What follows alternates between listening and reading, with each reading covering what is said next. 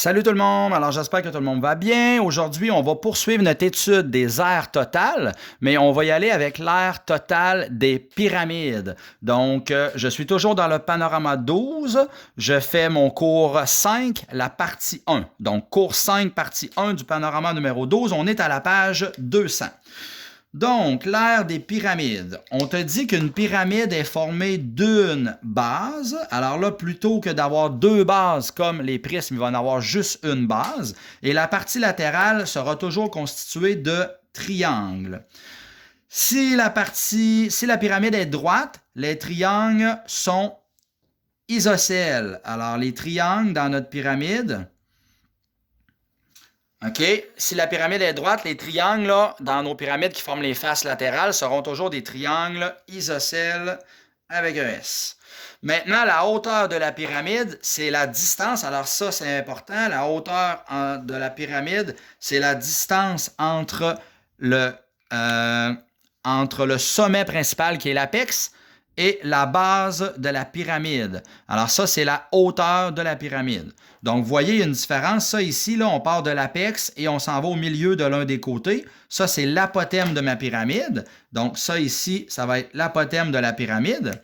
Alors que quand on regarde, supposons que je fais la ligne qui ne me servira pas dans le calcul d'air, mais je peux le faire quand même. Quand je pars de mon sommet principal qui est l'apex, et je m'en vais au milieu de l'un de mes côtés au milieu de ma base de façon perpendiculaire, ça se trouve être ma hauteur. Alors ici, c'est une pyramide à base triangulaire que nous avons. Alors, pyramide à base triangulaire. Et, très important, ici, c'est une pyramide à base triangulaire très particulière parce que, je répète, nous avons 4 faces identiques. C'est comme un dé à jouer équilibré, mais au lieu d'être à 6 faces, il est à 4 faces. Alors ça porte le nom plus précisément d'un tétraède. Je vous l'avais dit quand nous avions vu ça là, à 12,2, que c'était pour revenir, alors c'est maintenant. Alors, l'aire d'un tétraède, ça va être plus facile à calculer parce qu'on peut calculer l'aire d'une seule et unique face, et puisque c'est 4 faces identiques, on va y aller avec x4. On va faire l'aire d'une face x4. Donc, si je regarde et je trace ça sur mon développement, on voit que l'apothème, ici, la hauteur d'un petit triangle, c'est 13. Alors ici, la hauteur d'un petit triangle, on l'a mis, c'était 13. Et regardez, la base ici de mon triangle, la base de mon petit triangle, ça se trouve être la même chose que tous les éléments partout, alors ça serait 15 cm. Donc, l'aire d'un tétraède, c'est-à-dire l'aire d'une pyramide à base triangulaire dont toutes les faces sont égales, ça va être l'aire d'une face, l'aire d'une face multipliée par 4 triangles, parce que ce sont 4 triangles identiques. Alors, l'aire d'une face qui est un triangle multiplié par 4. OK? Donc là, ici, l'aire d'une face, c'est un triangle. Alors, je vais faire base fois hauteur divisé par 2. On avait vu ça préalablement.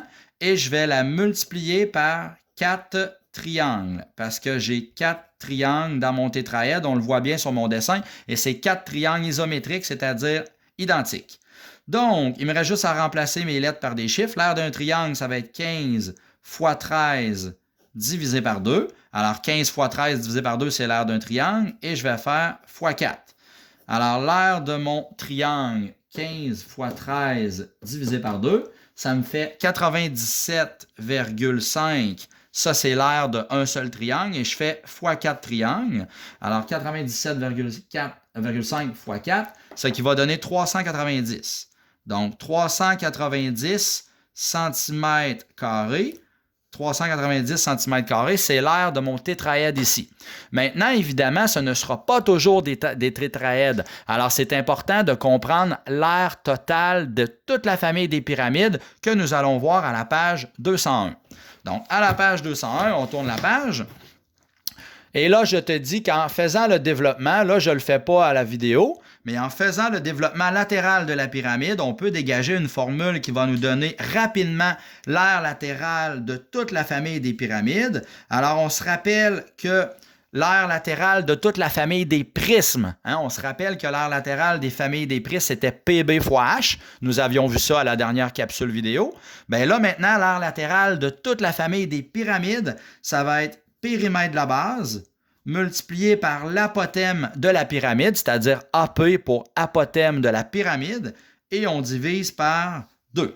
Alors, je répète, PB, c'est le périmètre de la base. Tu peux l'écrire. Donc, PB, c'est le périmètre de la base. AP, A indice P, c'est l'apothème de ma pyramide. Et finalement, on divise par 2. Alors, ça nous permet de dégager la formule totale. Donc, l'aire totale de n'importe quelle pyramide, ça va toujours être l'aire latérale. L'aire latérale, c'est quoi? Je répète, c'est périmètre de la base, PB, fois l'apothème qui est AP, c'est-à-dire l'apothème de la pyramide, et on divise par 2.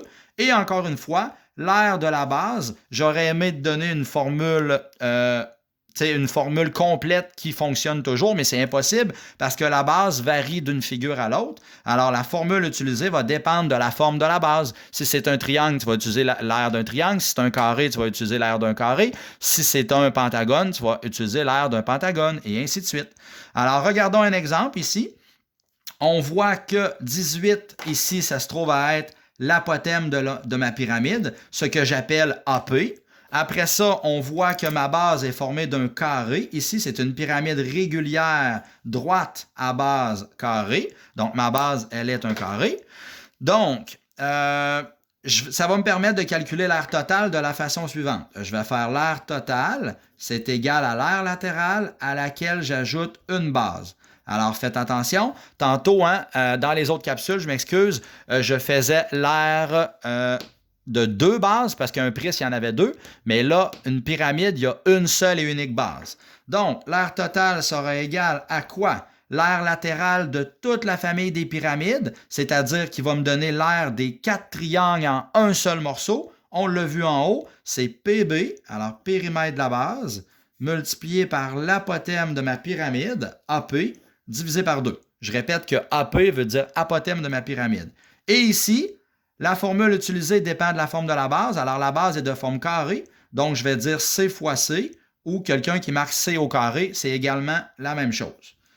Maintenant, j'ai fait 80% de mon travail. Il me reste juste à remplacer mes lettres par des chiffres. Donc, PB, c'était le périmètre de ma base. Donc, je vais faire 12 plus 12 plus 12 plus 12, ce qui va me donner 48. L'apothème de ma pyramide, c'est la ligne orange qui est égale à 18. Et je vais diviser par 2. Ça va me donner en un seul morceau l'aire latérale de ma pyramide, c'est-à-dire l'aire de mes 4 triangles en un seul bloc. Et l'aire de ma base sera donc 12 fois 12 parce que c'est un carré. Alors, vis-à-vis cette colonne-là, je vais pitonner l'aire latérale. 48 fois 18 divisé par 2. 48 fois 18 divisé par 2, ça fait 432. Donc ça, c'est l'aire de mes 4 triangles en un seul bloc. L'aire de ma base va donner 144. Et là, maintenant, mon aire totale, j'additionne mes deux morceaux, 432 plus 144, ce qui va me donner 576 cm². Alors, l'aire totale de cette pyramide-là à base carrée sera donc de 576 cm². Donc, ça, c'était pour l'aire totale des pyramides. Alors maintenant, vous allez être capable de faire quelques numéros à la page 204 et à la page 202, vous allez être capable de faire quelques numéros par rapport à l'aire totale des pyramides. Et la prochaine capsule, on va parler de l'aire totale des solides décomposables. Merci.